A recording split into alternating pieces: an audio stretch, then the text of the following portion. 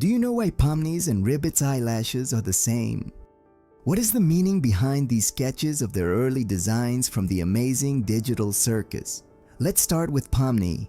I am sure no one expected Pomni's first design. Or did you imagine that Pomni could have been a frog? Yes, friends. Although it sounds quite crazy, Pomni's first design was based on a skinny frog and was even going to be a male frog. This idea was so serious that Gooseworks decided to call him Frogny. He was going to have a rather disturbing black and blue striped design, but at some point during the design process, Gooseworks herself realized that a frog had nothing to do with a digital circus, so she redesigned this entire character and came up with the idea of a jester. The crazy thing is that she went from being a male frog to a little jester girl. But the frog design wasn't completely discarded, as it is thought that Ribbit's design was inspired by this early Pomni design, since Ribbit's eyes and eyelashes are identical to Pomni's. But the gossip doesn't end there, because even when Pomni already had her design almost ready, they still changed a detail that no one noticed. And those were her gloves. At first they were backwards. On the left side, she had the red color, and on the right side, the blue. But later, they decided to swap them so they would match her clothes and shoes. This is why in the pilot, she already appears with the blue glove on the left and the red on the right. But a fun fact is that in the end credits of this episode, we can see Pomni with her design from before that change. Did you know that Kaufman was originally going to be much more important in the amazing digital circus? In fact, he wasn't just the clown who abstracted and that's it. It was planned that he would have more involvement in the following episodes because he and Pomni were going to be the main protagonists of this circus. It is for this reason that Kaufman was a clown and Pomni a jester, because they both represented the digital circus too well. Even his original name was Kaufman, and we can see this in one of the sketches where Ragatha calls him this way, and with this we can also verify that he had a deeper development. And since she had Kaufman created, when Gooseworks created Jax, she realized that the purple rabbit seemed to fulfill the same role as the poor clown. Gooseworks decided to make Kaufman disappear and keep Jax, since the clown was going to have a story similar to Jax's. Jax is one of the characters within the digital circus that had one of the weirdest changes. Because if Pomni went from being a male frog to the Pomni we know, Jax was originally going to be a big girl. Yes guys, Jax was going to be a girl. And in fact, Gooseworks herself confirmed this when someone asked her why one of Jax's sketches had eyelashes. And actually, Jax is one of the characters that had the most designs before his final design. We see how some look like the Jax we know, but we also have others that are quite weird because look, we even have a one-eyed Jax. But let me tell you that these designs were not just left in oblivion, because in episode 8, we can see an abstracted Jax with one eye, just like the one in this sketch. Well, speaking of these weird things, why has almost no one talked about this concept where Jax says, "I am in love with your body"? Was he saying this to Zooble? I don't know, Rick. I leave that as homework for you. Actually, for Jax's voice, Gooseworks wanted it to be something inspired by Raggedy Andy.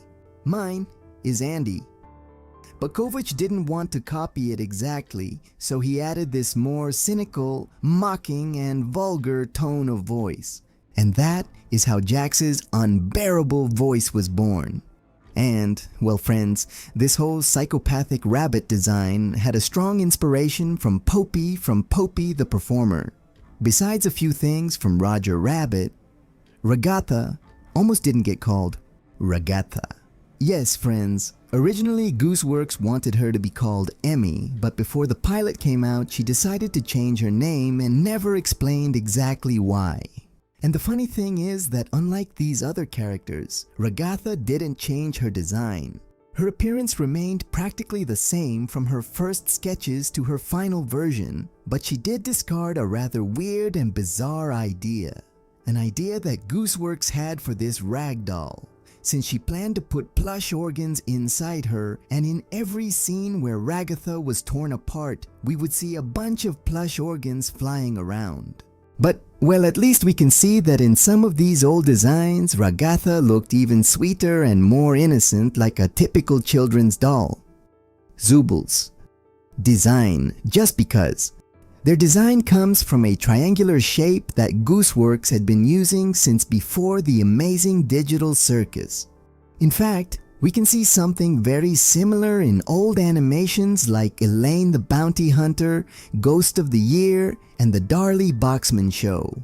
I mean, that Zooble and their design is already part of this style that Gooseworks handled, and in case you never noticed, Gooseworks never keeps a completely fixed design. Many parts of their body change throughout the episodes. We can even see those changes in the photo they have on their door inside the digital circus, and Gooseworks has said that this is completely intentional. This makes a lot of sense, since Zooble's character is inspired by a toy called Zolo A Go-Go, which are basically several plastic pieces with a weird and abstract design that you can assemble and customize to your liking. Did you ever think that Caine could originally cause you nightmares? Oh, of course, friends. His first design had teeth that were way too realistic, not these more cartoonish teeth that we know today. In fact, the whole vibe of the digital circus felt scarier and darker. Later, there was another even weirder design of Caine, where his eyes weren't even inside his mouth, rather he had them on top. And of course, it looked much more bizarre than his final design. In the design we know, Gooseworks made sure that Caine kept that quite exaggerated and chaotic look, but even so, he retains a rather curious detail since he has heterochromia, which means his eyes are different colors. In fact, did you know that his green eye is named Jeffrey? But Caine's gossip doesn't end here, friends, since his name could be a pun.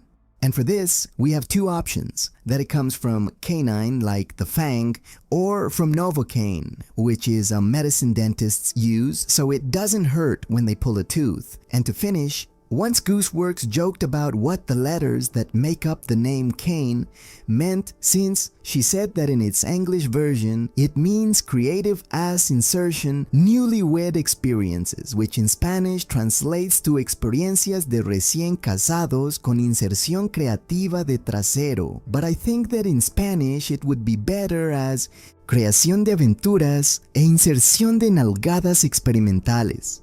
I know that Kinger seems to us like one of the most harmless and friendly characters in the digital circus, but I don't think we would have thought the same of his original design, because although his design remained almost the same, there was a quite bizarre version regarding his eyes. These were literally stuck to his chest head, as if it had been a radioactive mutation. And although it sounds like a quite insignificant change, just this detail gave a quite terrifying vibe to poor Kinger. In the end, Gooseworks decided that the eyes should remain floating just like his hands, and that is how it stayed for his final design, giving him that more absurd touch. And well, for the end, we have Gangle, and I can say she is one of the characters that had almost no changes at all. She stayed practically the same from the beginning, since Gooseworks had her design completely defined, being just a body made of ribbons with her comedy masks. The only curious detail we have about Gangle we find in her room. When they show us her room inside the amazing digital circus, we can see that she has a large collection of comedy masks. But among all these masks, we can find one that looks very much like the faceless face from a short film Gooseworks made before the amazing digital circus. But what about Spudsies, the restaurant we saw in episode 4? In fact, Gooseworks shared what the original representation of the man who is supposed to be the one who created the restaurant was going to look like. First, it was going to be a potato with eyes that even had several designs, which apparently the creator liked none of them.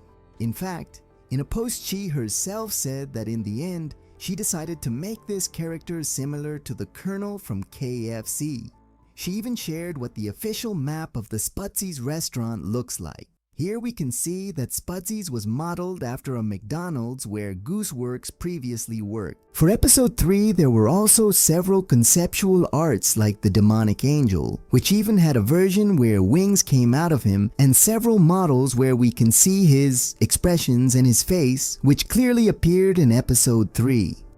But the most terrifying thing is that we see the concepts of the head ornaments of the terrifying characters that did appear in that episode. We even see that the little ghost had 2 different designs. The first one was a much simpler one, the middle one was the one that ended up in the episode, and the third one is a reference to the meme of the dark-skinned guy hiding in the dark and smiling. Anyway, friends, did you know all this about the designs of the amazing digital circus? We will be seeing you in the comments.